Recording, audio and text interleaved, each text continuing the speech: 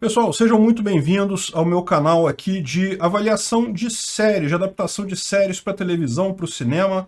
Vamos dar uma olhada na série A Fundação, que é desse livrozinho do Isaac Asimov aqui, bem antiguinho, que eu li há bastante tempo, gosto muito desse livro, e está sendo adaptado agora para televisão pela Apple TV. Esse já é o terceiro episódio. Eu vou fazer spoilers aqui apenas do terceiro episódio, então se você ainda não viu o terceiro episódio, ou não viu os outros episódios anteriores, eu recomendo que você veja primeiro.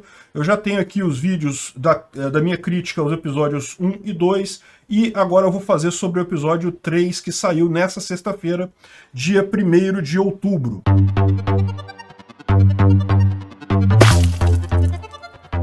Pois bem, vocês sabem, eu também já li o livro, eu sei a história, mas eu não vou dar spoilers dos livros, mas eu vou falar o que tem de diferente entre o episódio 3 e o equivalente dele aqui nos livros, né? E uma coisa que eu já ressaltei nos dois primeiros vídeos é justamente de que essa história é baseada no livro, ela não é uma transcrição do livro muito fiel, não, ela incluiu um monte de coisa que não tem no livro, né? Eu expliquei isso no episódio primeiro. O episódio primeiro daqui do livro são poucas páginas, é uma coisa pequenininha, curtinha, que conta justamente a história de como é que houve o julgamento do Seldon. Ele foi mandado para Terminus para iniciar a fundação e coisa e tal. E um monte de coisa que tem lá nesses primeiros episódios não aparece no livro em lugar nenhum. O planeta Sinax, que é de onde vem o Gal Dornick, ele é citado no livro, mas não se fala nada sobre lá. Só que é um planeta primitivo, aquele papo todo de religião, de botar 3 pedrinhas na bochecha, de não sei o que lá, nada disso tem no livro. Ele só fala que é um planeta primitivo e que o Gal Dornick é um matemático brilhante que surgiu num planeta que não tem muita tradição nessa área. Mas bem, como a gente viu, claramente eles fizeram algumas mudanças para você tentar resolver o grande problema do livro da Fundação, a adaptação dele para a televisão, que é justamente o fato de que, na verdade, não é uma única história, são várias histórias encadeadas pelo princípio da psicohistória.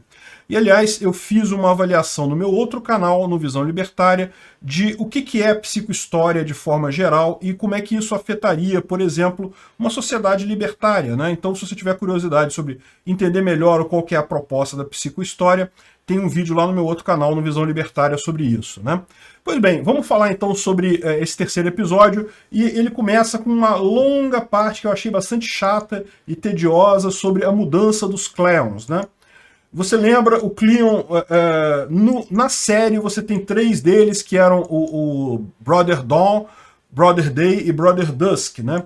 E em determinado momento chega o dia que o Cleon 11, né, o Cleon 11, que era o Brother Dusk nos primeiros episódios, ele já está mais velho agora, a gente já passou alguns anos, então ele vai virar o Brother Darkness, ou seja, vai para a noite. Ele meio que sofre uma eutanásia, ele é morto, né? E daí nasce um novo Cleon, que é o Cleon 14. Então, logo essa primeira parte da história toda aqui, ele contando, coisa e tal, como é de se esperar, ele é meio relutante em ir, né, em se matar, né, e coisa e tal. Mas aí ele chega ali e conversa com os outros irmãos dele, então repara, o outro já está também velho, já vai virar o que nos primeiros episódios é o Cleon 12, que era o Brother Day, vai virar agora o Brother Dusk. E vai nascer um novo Brother Dawn, que vai surgir aqui, né? Então você tem 2 velhos aqui, coisa e tal. Eles fazem a última refeição deles, repara como esse aqui é o que vai morrer, né? O Brother Dusk, que está virando o Brother Darkness. O que era o garotinho nos primeiros episódios agora já é um homem, já vai assumir o papel de Brother Day. E esse outro aqui, que era o Brother Day nos primeiros episódios, acaba virando agora o Brother Dusk, né? Enfim, essa história toda, não existe nada disso no livro. Cleon I foi realmente o fundador do Império Galáctico no livro, mas ele passou para outros imperadores. Na época dos acontecimentos era Dagoberto IV, alguma coisa assim. Claramente eles estão fazendo esse truquezinho para você ter personagens que você possa identificar ao longo da trama, né? Porque justamente como Fundação ele tem vários capítulos que muda todos os personagens, eles estão fazendo algumas coisas para tentar manter um pouco esses personagens aqui, né? Então nasce o novo Brother Dawn, né? Um novo nenenzinho, ele vai surgir lá que o nenenzinho está no braço dele aqui. Então agora nesse momento tem 4, né? Tem 4 deles, 4 clones do Cleon I, e agora o mais velho deles vai então ser eutanasizado, vai ser morto, né? Enfim, muito triste. Assim, perdeu, olha só, quase metade do episódio enchendo linguiça com um negócio que não tem nada a ver com a filosofia do livro, não tem nada a ver com a história real, enfim, estavam só fantasiando em cima disso daqui. É importante notar isso. Isso aqui não é Isaac Asimov, isso aqui é o cara que escreveu essa série aí, que bolou, né? Não tem nada do livro lá. E justamente talvez isso tire um pouco da força da ideia central do livro, que é a ideia da psicohistória, né? Mas enfim, eu achei chato esse início, né? Pô, dá um pulo para 17 anos no futuro, e tem um aspecto só que eu quero lembrar antes de partir para isso, que enquanto estavam os 4 aqui, o mais velhinho deles, o Cleon 11, né, falou, olha só, tem alguma coisa errada com esse bebê. Sabe aquele negócio que o personagem fala assim, meio sem importância, mas que a gente sabe que isso vai ter alguma coisa no futuro, isso vai gerar algum problema no futuro, certamente? Pois é, ele olhou pro bebezinho, que em tese é um clone, é igual aos outros todos, mas falou, olha só, tem alguma coisa errada com esse bebê. E depois, logo em seguida, ele morreu. E, né, como estava esperado, ele foi lá na maquininha lá e morreu, e o bebê chorava o tempo todo, coisa e tal. E fica aquela história de imaginar que né, deve ter alguma coisa errada com esse bebê, vai acontecer alguma coisa. E a primeira coisa que acontece é isso daqui, ó, 17 anos depois, quando aquele bebezinho já é esse cara aqui, esse aqui é o Brother Dawn agora, é o novo cara novinho da parada, a primeira coisa que ele faz é mandar apagar um mural, que também ele está apagando um mural, aqueles murais que mexiam, que o pessoal tinha lá também no primeiro episódio, que o Brother Dawn tinha, que o Brother Dusk tinha pintado antes de morrer. Então, pouco antes de ele morrer, ele tinha pintado esse mural e o bebezinho lá mandou apagar tudo. Tudo indica que tem alguma coisa errada com o Cleon 14 realmente, né? Enfim, ele segue apagando o coisa ali e a coisa toda muda lá para Terminus, né? Que aí mostra que o pessoal chegou em Terminus e coisa e tal, acabou a parte chata, que não tem nada a ver com a história de verdade nesse momento, e agora começa pelo menos alguma coisa que tem a ver com a história, que realmente é a primeira grande história dos livros da Fundação, que é justamente os 4 reinos. Eu não vou entrar em detalhes para não dar spoiler, né? Mas, enfim, ele mostra todo o estabelecimento da Fundação, que eles chegaram lá e coisa e tal, e aqui tem uma coisa estranha, que é justamente a questão do cofre, né? Nessa visão aqui do seriado, quando eles chegaram lá, eles encontraram esse troço que eles não sabiam o que era e coisa e tal. É o cofre. A gente sabe o que tem aqui no livro. Eu não vou falar o que é, porque estragaria, né? Seria um spoiler.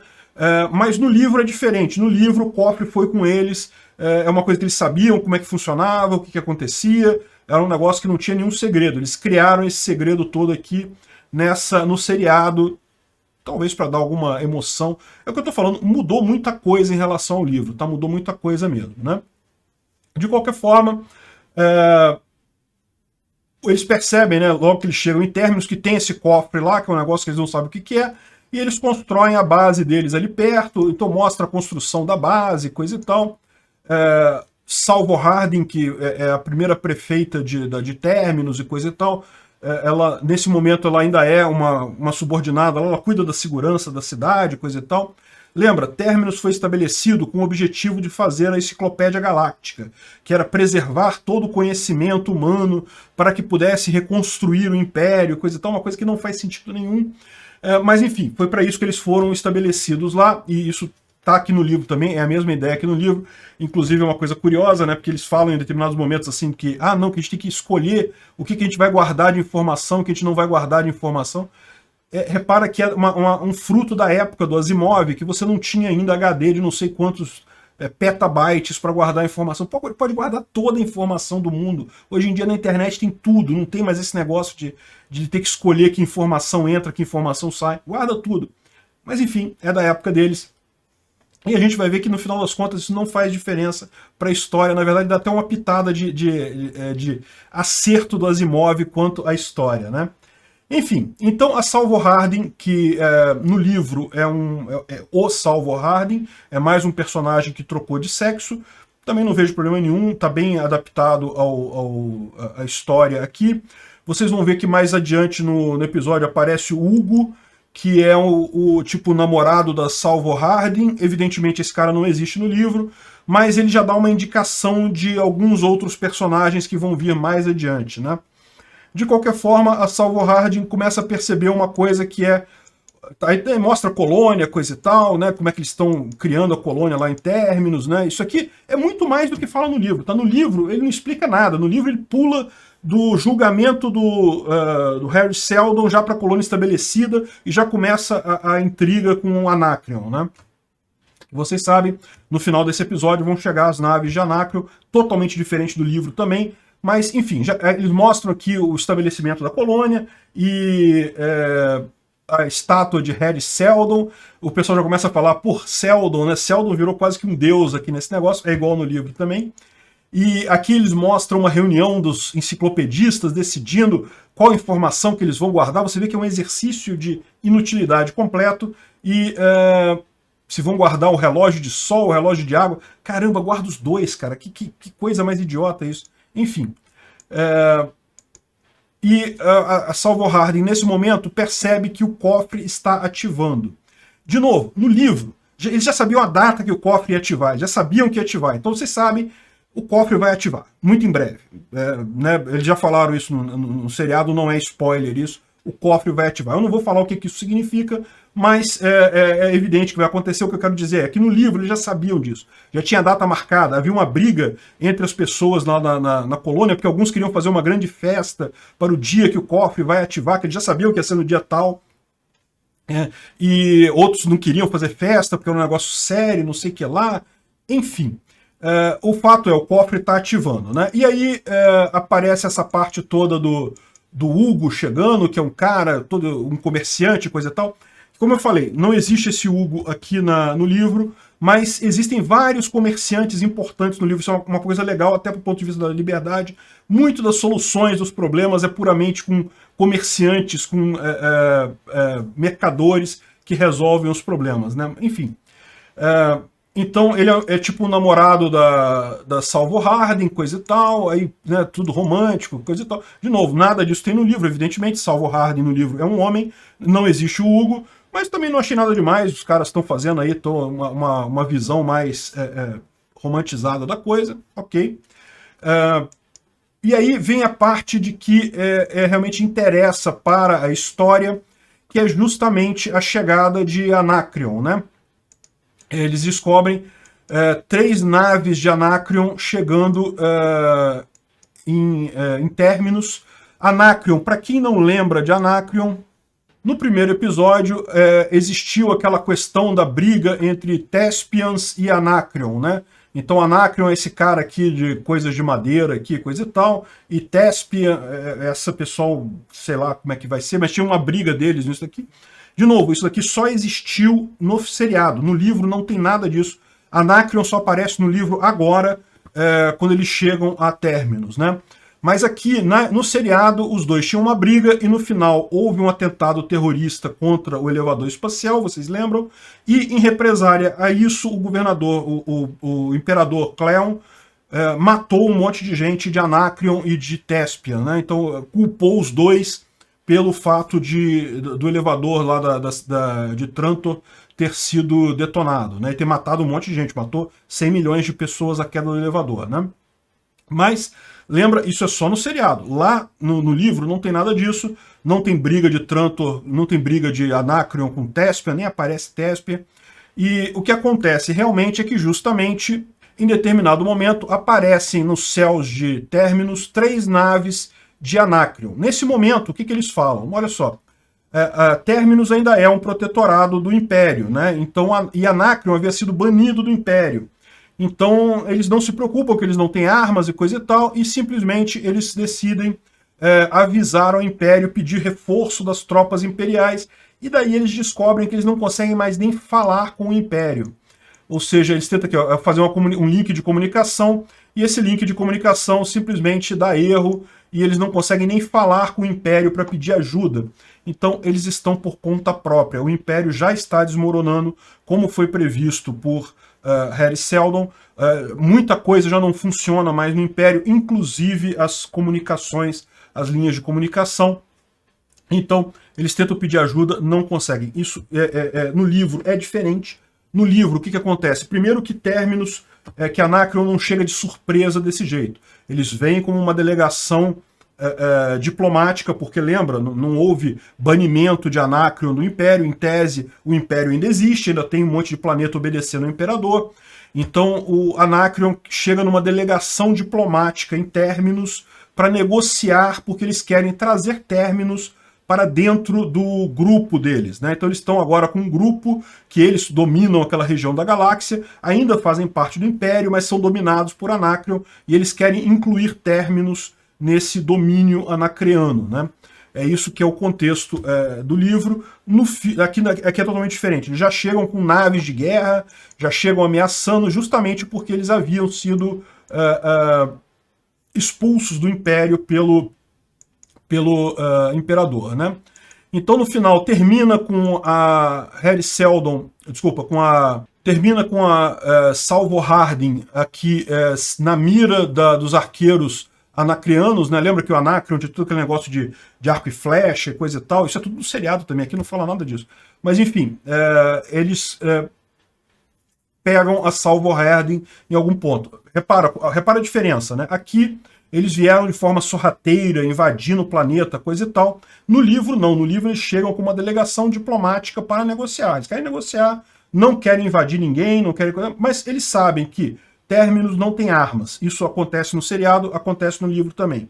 E, lógico, esses impérios ao redor de Terminus têm armas. Então, em algum momento, adivinha o que acontece? Qualquer ancapistão desarmado, evidentemente que uma força armada vai querer tomar conta daquela região, daquele capistão, principalmente porque, neste meio tempo, Terminus já está desenvolvendo bastante, já tem muita coisa, já tem uma economia interessante, né? Aqui no livro, pelo menos, já é uma expressão econômica significativa nesse meio tempo. Então, eu não posso falar mais do que isso para não dar spoilers, mas o fato é, os anacreanos chegaram em Terminus. E isso está coincidindo mais ou menos com a época da abertura do cofre. Já ficou muito claro que o cofre vai abrir em algum momento. Aqui eles ainda não sabem exatamente o que quer dizer isso, né, o cofre abrir, mas já está claro que ele vai abrir em algum momento e, de fato, a gente sabe pelo livro que ele vai abrir e daí vamos ficar sabendo de mais algumas coisas muito interessantes. Eu espero vocês no final do próximo episódio para a gente avaliar isso. Será que já vai ter aberto o cofre no próximo episódio? Não sei, vamos ver. E outra coisa, eu decidi mudar o nome do canal para Tomate na Mão, justamente porque minha ideia aqui é criticar um monte de coisa. Eu vou criticar outras séries também, não vou criticar só esta série, não. De qualquer forma, sejam muito bem-vindos ao canal. Não se esqueçam de se inscrever por aqui e dar um like no vídeo se você gostou, evidentemente.